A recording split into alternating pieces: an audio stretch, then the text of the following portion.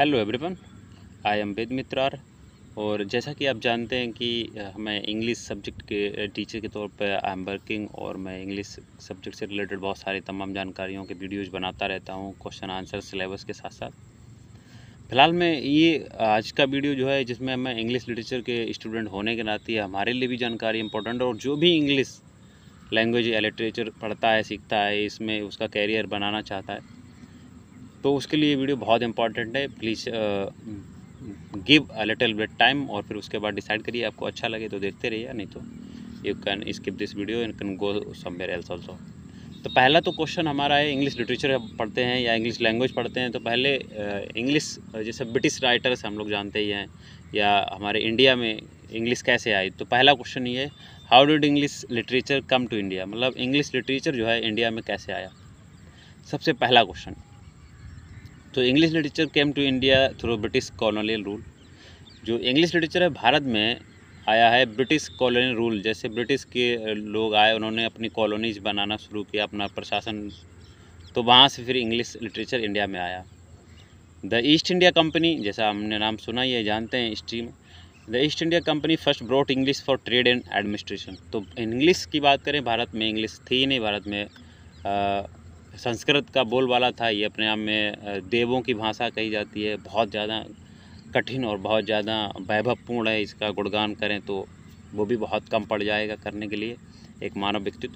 तो इंग्लिश की बात कर रहे हैं हम यहाँ पे, क्योंकि तो ईस्ट इंडिया कंपनी जब आई तो उसने अपने ट्रेड, मतलब व्यापार और प्रशासन को करने के लिए वो इंग्लिश भारत में लाए, क्योंकि वो इंग्लिश जानते थे, हम लोग इंडियंस थे, तो हम लोगों के यहाँ हिंदी, संस्कृत और इन सब भाषाओं का वर्चस्व था, तो इंग्लिश थी नहीं, तो इंग्लिश के लोग आए, इंग्लिश ब्रिटिश लोग, तो उन्होंने इंग्लिश को यहाँ पे शुरू किया ट्रेड और एडमिनिस्ट्रेशन के लिए पहले।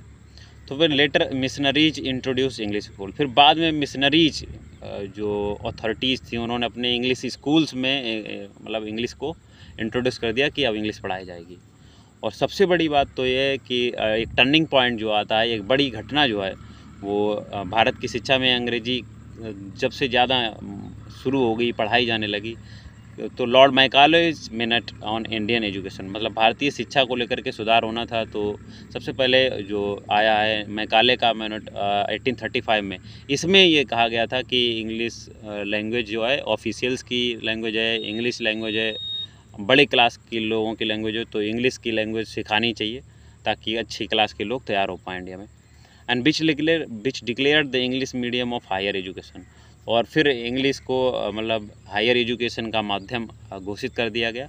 और gradually English became a tool for modernisation, और धीरे धीरे इंग्लिश जो है ऐसी लैंग्वेज बन गई जिसके बगैर मॉडर्नाइजेशन हो ही नहीं सकता था। मतलब मॉडर्नाइजेशन, हम लोग आधुनिक हो रहे हैं, तो कहीं ना कहीं इसका इंग्लिश में हाथ ऐसा मारा जा रहा है। Nationalism and literature, Indian writers adopted English to reach a wider audience, और फिर भारतीय लेखकों ने जब शुरू कर दिया लिखना इंग्लिश में, क्योंकि वो ब्रिटिश राइटर्स थे, पहले तो आई लैंग्वेज, फिर धीरे धीरे ब्रिटिश के राइटर्स, वहाँ के जो पोएट्स, उनकी राइटिंग्स धीरे धीरे यहाँ आ गई।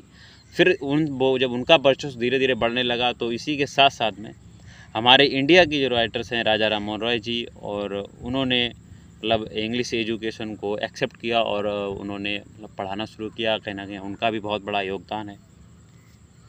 ऐसे ही इम्पॉर्टेंट और जानकारियों के लिए आप किस विषय पर चाहते हैं कि मैं वीडियो बनाऊं, अपने विचार रखूं, तो आप मुझे कमेंट बॉक्स में बताइए। आज का वीडियो कैसा लगा ज़रूर बताइएगा कमेंट बॉक्स में, और जुड़े रहिएगा हमारे चैनल से। और भी वीडियो बनाएंगे दूसरे क्वेश्चन पे, बहुत सारे कंटेंट, बहुत सारे क्वेश्चन आंसर्स हैं, लेकिन मैं चाहता हूँ कि पहले देख लें इस वीडियो का क्या रिस्पॉन्स रहता है क्या नहीं। मिलते हैं नेक्स्ट वीडियो में। Thank you so much.